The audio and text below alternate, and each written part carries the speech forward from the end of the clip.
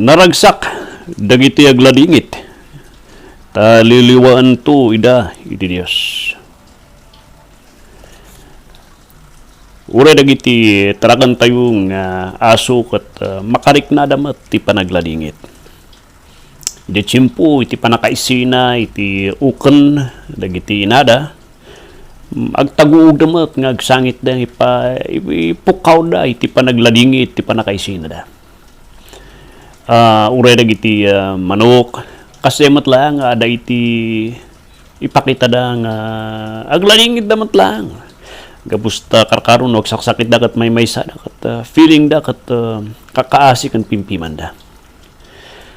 Babasik da kiti nga parso iti Dios nga may pakita ka ni parik na damat no kasatno iti rikrik na da iti tsimpo nga mapadas ken may adayuda dagiti ayayaton da iti biag ada ti panagladingit. Amin tayo kat mapadpadas tayo dito Ingana di nayanak tayo, ingana idi tsimpo, nga matay tayo, namarkaan iti biyag tayo, iti panagladingit. Namada iti maysa nga panagladingit nga kabibindisyon kan naragsak nga panagladingit. Dahito di panagladingit iti maysa nga tao, iti basbasol na.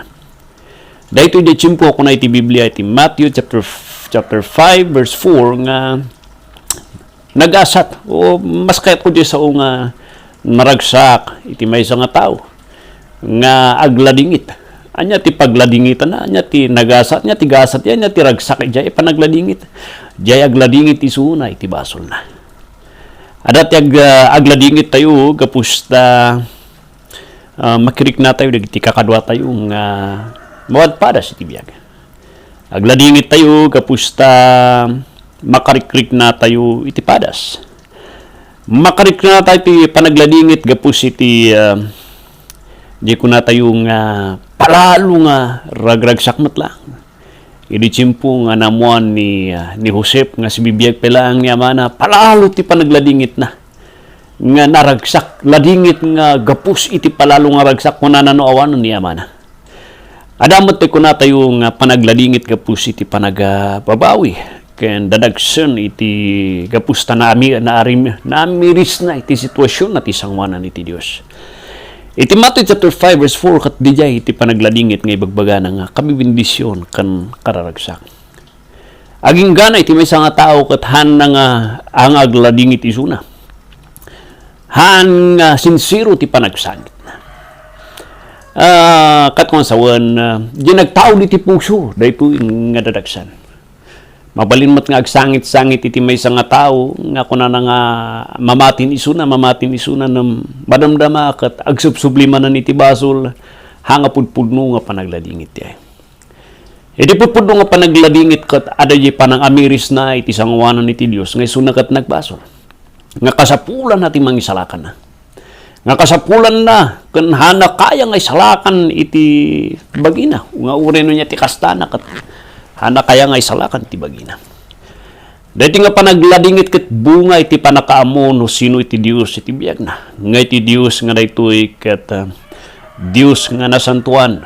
Nga kat nga sawan ket dati Dios nga daytoy ket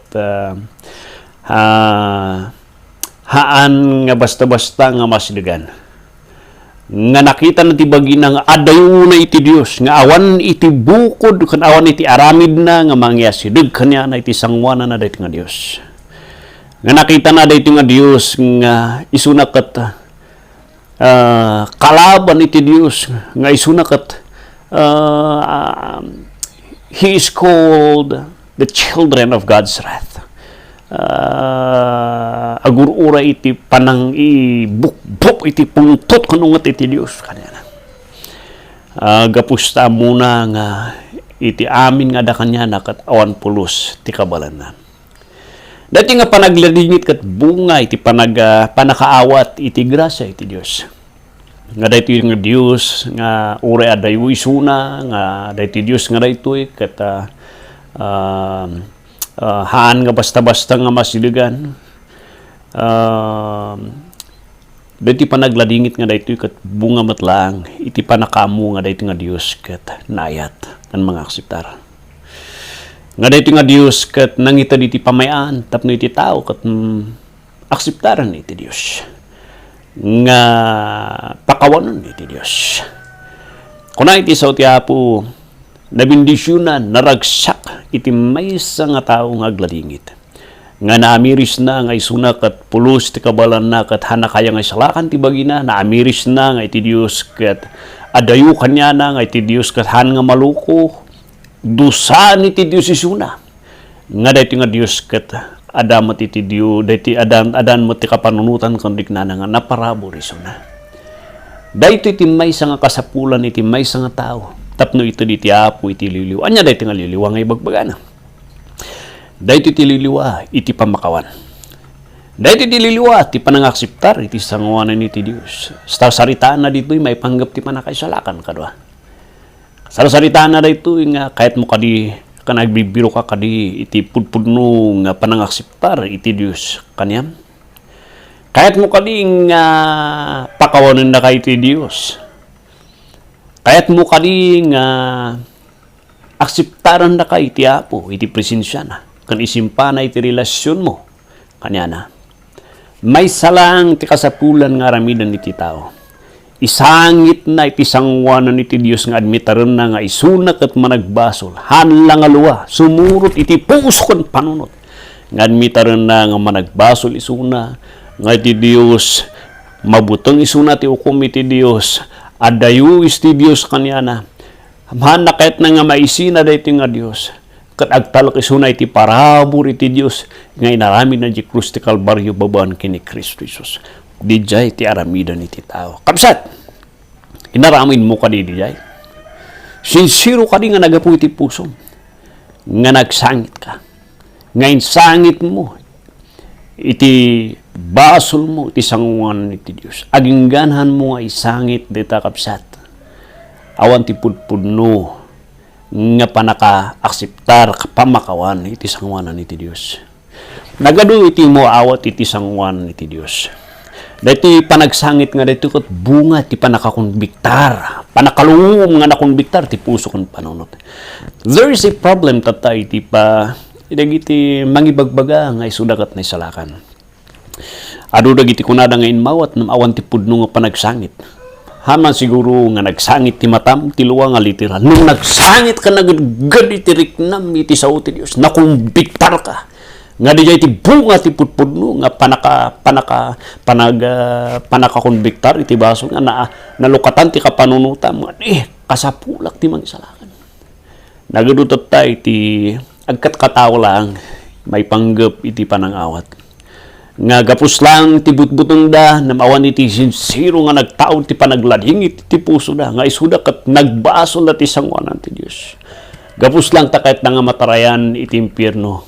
Awatan na ni Kristo Jesus na madida nga isangitan jay basol nga dijay nga isu ti mang isina, isu ti rason nga natay ni Kristo Jesus, isu ti rason nga pengadayon ni Apo Dios kanyada. Dagitoy iti masapul nga simpanto itata. Hamo makita iti panaglading itata, iti panagbabawi. Iti kaduan nga maawat kini Kristo Jesus tata. Apay, gapusta ada ti problema ti panakaipresentar iti Ebanghelyo. Ada iti panawan tata nga too much nga emphasis iti ayat iti Dios iti may kaskasaba. Hangkoy bagbaga nga dakas ti ay. But too much emphasis iti ayat iti Dios nga han nga ma-emphasize iti hustisya. Iti unget kan pungtut. Iti panagbawt iti Dios. Panagdusa iti Dios. It will produce iti haan nga pudpudno nga panagladingit. Awanan ti panagladingit tata.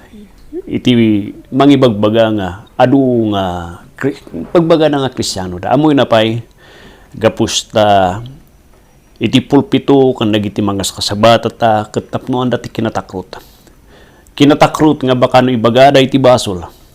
Awanan ti umay nga agdang kanyada. No ibagada ti basol iti present nga ranamidan na iti kongregasyon. Mabutang na nga awanan ti agatindar kan mapukaw ti adu nga supporters siya. Isu nga iti mangyari iti pulpito tata kat agbalbalinan nga lugar. lugar nga pang kilkiliti iti lapayag dagiti tao ti kayat na lang nga dengan. Nagapuak ti simbahan nga hanak pulos kayat nga kay dengdengen nga kasasaba. Maminanungay baga dagiti nga tao nga hakuman nga kayat handa man nga dandanon kanyak na madadagiti kakabsat nga pangidandanonan na ako na handa kano nga kayat. Gapusta every time magkasabak at matutudok ti riknada, matutudok ti konsensyada. Pipiya kano di may isang kadwa nga pastor, isuti kayat data handa nga kaskasaba kano, hangkano nga kaskasaba isuna may panggap iti basol. Dahito iti problema no apay nga awan iti panagladingit. Sincero nga panagladingit iti basol. Iti mangyari kat false Christians iti mangyari tatang panawan. Mabutang ti tao, tatan nga hanan nga kayat iti tao isuda. There is a fear nga mapukaw ti membro. There is a fear nga adu ti tao kat handanton nga kayat isuda. There is a fear that people will reject them. Oh my brothers, we need to go back kan isimpa iti pudpunno nga panakaibingay iti minsay ti sao ti Dios. Awan kanahang agbunga ti sincero kan na Diyosan nga panaglading iti puso kan panunot ti tao. Nukilkilitin tayo lang ti panunot tayo. Masapul nga ibaga tayo ti usto nga sitwasyon da. Masapul nga ibaga tayo ti usto nga sada kan kinasasino ti Dios. Iti hukum iti Dios. Kastamat iti parabor iti Dios nga ipakita na iti krus ti Kalbaryo baban kini Kristo. Kadwa, examina man iti bagim.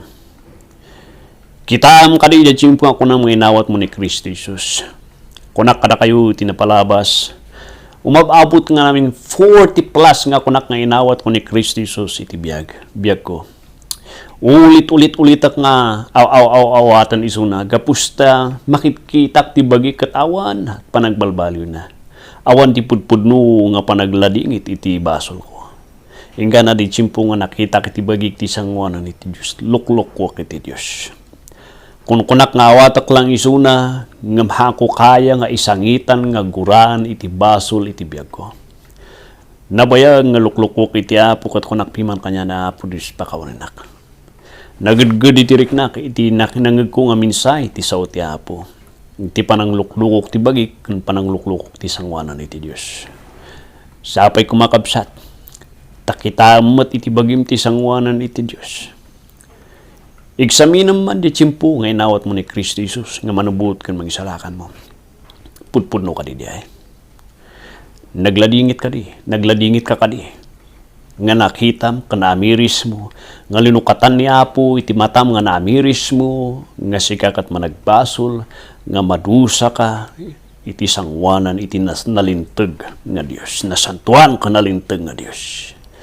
Nagladingit ka di. Gapusta ada iti namnama nga ito diti Diyos nga parabol na. Kuna iti sao ti Apo aging gana awan ti panagladingit. Sincero nga panagladingit. Awan iti liwliwa. Iti panangakseptar. Pamakawan nga ito diti Diyos kanyam. So ang pakpakasya kanyam kapsat. Sapay kuma. Ta eksaminam. Tulungam dagiti kakadwa. Nga kitaan dati bagbagida. No talaga nga ada nga sincero nga ada ti panagladingit nga nagapukan niya na. Nagrigat nga makiptut kalaan maramdama. Hangkagay mga pudpudno nga nagladingit. Kahit mo lang nga mapan ije langit, nga madim nga isangitan nga guraan iti basol mo. Nagkatak-katawa ka pa iti tiyempo nga diay. Nga imbis ko mga nagudgud katibayin mo ti sangwanan iti Diyos. Nga imbis ko mga isangitam tinunag mo nga pulos ang kamay karkari. Kapsat. Nagladingit ka kadi. Nagladingit ka kadi ti sangwanan ti Apo. Sapay kumati sangwanan ti Apo, isimpam ti pamatim kanya na. God bless.